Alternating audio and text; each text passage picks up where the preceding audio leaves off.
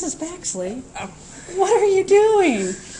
Well, You're scaring me. Well, I know there's this play coming up that I was kind of wanting to audition for a part. Yeah? And what they need for the audition is to see what kind of reactions I would make to different scenarios. So I was practicing my reactions. Your reactions. That's funny because in chemistry, we have chemical reactions. You're right. And they don't look like that. I hope not. That's a little embarrassing. But they are things that demonstrate chemical changes, right? That's true. And so you were having facial changes. There we go. Changes. Changes. Good point. Okay. So let's talk about the different types of reactions we have in chemistry. All right. So just like my faces was making different reactions, we can have different types of chemical reactions? Yes. All right. Let's look at some of those. And we have 5 basic main types of chemical reactions. First is synthesis. Synthesis. Synthesize. Make something. Put Make something together. Exactly. Okay. So we're going to take 2 things or 2 compounds, 2 molecules, and we're going to put them together and we're going to make one thing, one molecule, right. one compound. So on the left, on the reactant side, we'll have multiple reactants, Correct? but we'll only have one type of product. Correct. Okay, so some examples here. That's one product. So if we call A a compound Yes. and B another compound, Yes. and they react together and form one new compound, that would be a synthesis reaction. That's a synthesis reaction, A, B. And here's a real-life example. Okay, we're going to take aluminum metal Mm-hmm. and mix it with bromine, and we're going to make aluminum bromide. Now, the interesting thing is, don't let the numbers confuse you. Ah, yes, Okay. we have these coefficients here. We need the coefficients to balance to follow the law of conservation of matter, and bromine is a diatomic, so we have to write Br2, we have to do the right chemistry on the subscript. So don't let those numbers throw you, the fact that you've got aluminum and bromine coming together to make aluminum bromide. So that's So a if we synthesis look reaction. specifically at the elements or the compounds, Yes, and not worry about the coefficients. that is All right, correct. so aluminum's one thing, bromine's another, and it's making aluminum bromide. Yep.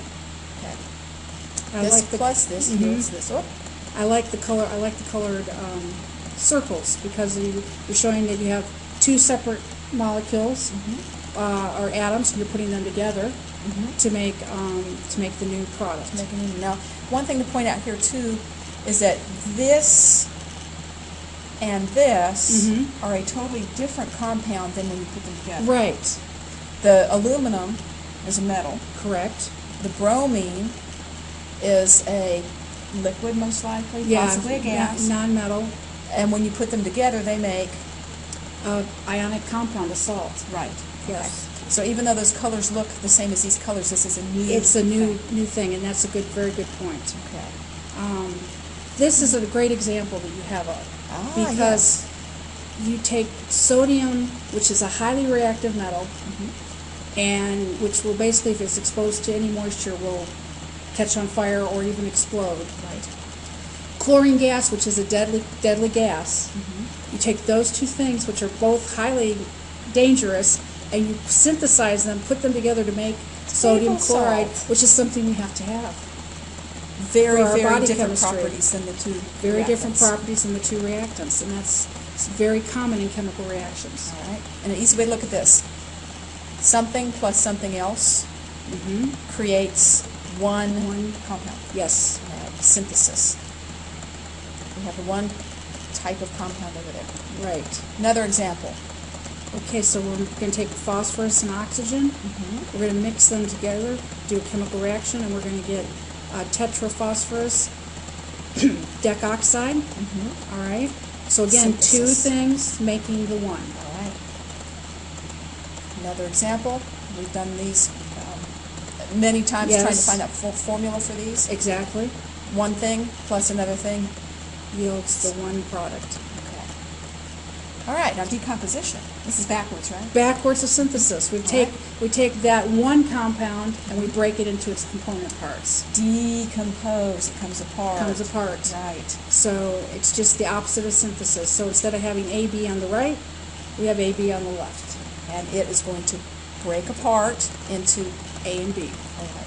Can it break in apart into more than two things? Can you break into three? Some of them can. It's not real. It's not real common, and we won't ask our students to be able to predict. If we give them a decomposition, it's going to be very straightforward decomposition. Very good. But there are more complicated ones. And similar to the last, we have here hydrogen Peroxide. peroxide decomposing Yes. into water and oxygen. Yes. So sometimes when I buy hydrogen peroxide at the store, if I were to keep it uncovered, or if I were to keep it for a very, very, very long time, it could decompose. Yes, and it does decompose. All right. And you have to be careful, actually, if you have very strong hydrogen peroxide, which you can't purchase at the drugstore. But if you do, it can generate a lot of oxygen. All right. So you have to be very careful with hydrogen peroxide storage. Good to know.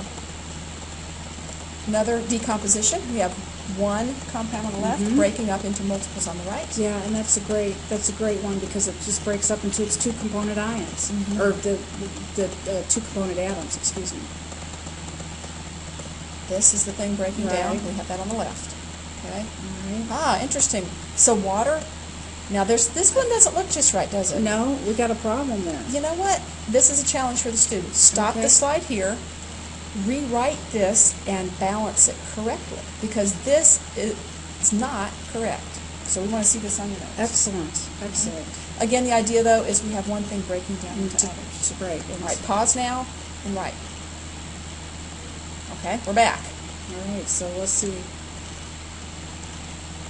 Okay. Another decomposition. Yep. Decomposing, breaking down into multiple things. Right, and nicely balanced. Everything's written correctly. Okay. Single replacement. Replacement, replace. Replace. So we're Okay. gonna switch some things out. We're gonna take one atom and it's gonna replace another atom. Okay. All right. So if we have a metal plus a compound, the metal that's separate of the compound is going to actually switch places with the metal in the compound. Oh, because we can't have two nonmetals together. Two metals together. Yeah, okay. Yeah, so we we- can't have two. That's Yeah. right. Two nonmetals would be covalent. Covalent. But we want the two So metals switching because two Right. metals cannot join together. and if it's a nonmetal that's alone, it's going to replace the nonmetal in the compound. So you have an example, and it'll be easier to show the students with this. So we have a zinc metal. We're going to put it in with hydrochloric acid, and the zinc and the hydrogen are going to change places. Okay. Because in this case, hydrogen's not a metal, but it would be a cation. All right. And zinc, of course, would become a cation. So we're going to switch the two cations. So then we're going to get zinc chloride and hydrogen gas. Okay. Because you can't have ZNH. Right, Yeah. There's not Right. such a thing as ZNH. So it's going to have to swap with right. cation. And how you showed A plus BC, A and B are going to change places, assuming it's the cation. Okay. So you get AC plus So they're B. just switching. They're just replacing switching. each other. B Mhm. is replacing A. Right. And if A happened to be a nonmetal, A and C would switch. Okay, and so we can see if we have, all right, here we have the single element and the compound, Right. and this then has come from here and then joined with this here. Correct. Okay. I've heard this compared to folks go to a dance. You have a single female, Yes. and you have a couple here, male and female. Right. And unfortunately, the gentleman leaves his girlfriend, Yes. goes home with someone else. Or In trouble. it could be, we could think of it as, that's a gentleman, A is a gentleman and BC is the couple, and the gentleman cuts in Oh, there we go. and takes over dancing with the lovely lady and leaves the B out in the cold. All right, which So- can happen. Can happen, definitely. All right, so replacement. Okay. We have single, and then we have what we call double replacement, which is where we have two compounds, and basically they switch partners. Oh, So think of That's two a little couples, nicer, like a- two like a couples square dance dancing, with the like a ghosty duck, or whatever. square dance, or two couples dancing and they change partners. So your cations, I always like to say the cations, but it can be the anions, switch partners. So A goes to where C is, and C goes to where B is. I mean where A is. So they just switch. So you end up with AD and then CB. which is what you have on the. And as we look at that with Yes. circles here, which I love, Right. as you said before, the circles really kind of help my visual of it. Right. Here we have the yellow and red are just switching places. Right. Or the So in this- or the blue and the green. Right. You can think of it either way. Because you get the same, You get the same things, answer. it would just be in reverse order. Right. And the order doesn't matter. All right. Now, when we talk about AB, the B could also be a polyatomic.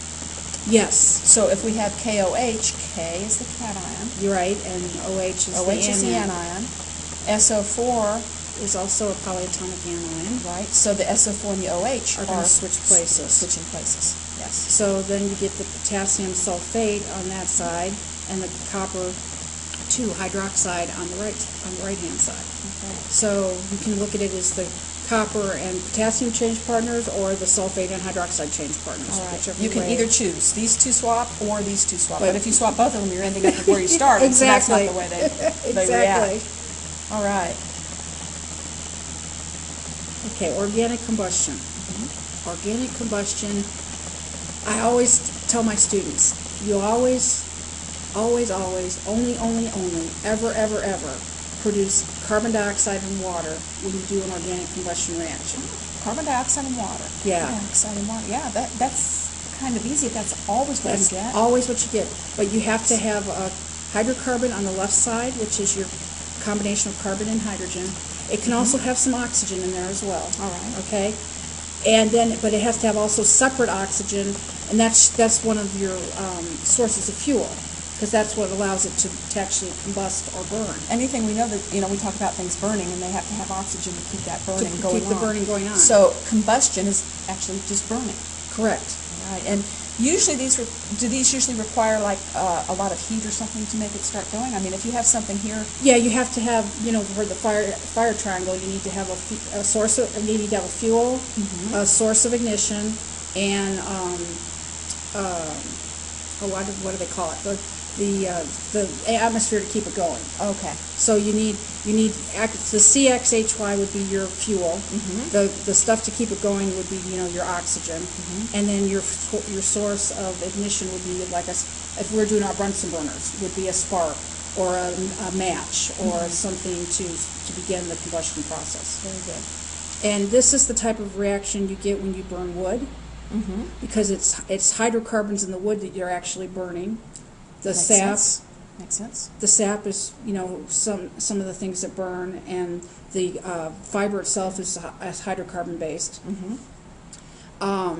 Oxygen, of course, you get from the air, and when you have a fire, like if you think about our Bunsen burners, I mean we get the flame, right, and we get heat, but we're also producing CO2 gas and water vapor. We just can't see them. How about that? So really, when we do organic combustion in the lab, we don't really see any evidence of a chemical reaction because it's invisible Okay. to And our eyes. The purpose of doing that for the Bunsen burner is to obtain heat. We're not worried about what our products are, but we are actually making some different products. But we're making those different products, and the only thing we would worry about is we wouldn't want to do it in a sealed room, because eventually you would use up all your oxygen and produce so much CO2 that you might have trouble breathing. Very interesting. So those are, there's methane. This is what we do with our Bunsen burners when we use our Bunsen burners in lab. And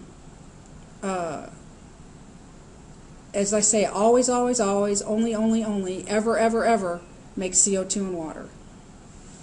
Very good. So those are our 5 types of reaction. We have Yes. synthesis, decomposition, Right? single replacement, Yep. double displacement, and organic combustion. That's it. And then next time we're going to talk about how you predict the products. Amazing we can do that. All right. And we will see you all next time. Okay. Bye. I'll go practice my reactions some more. Yeah. Might want to do it in a quiet place.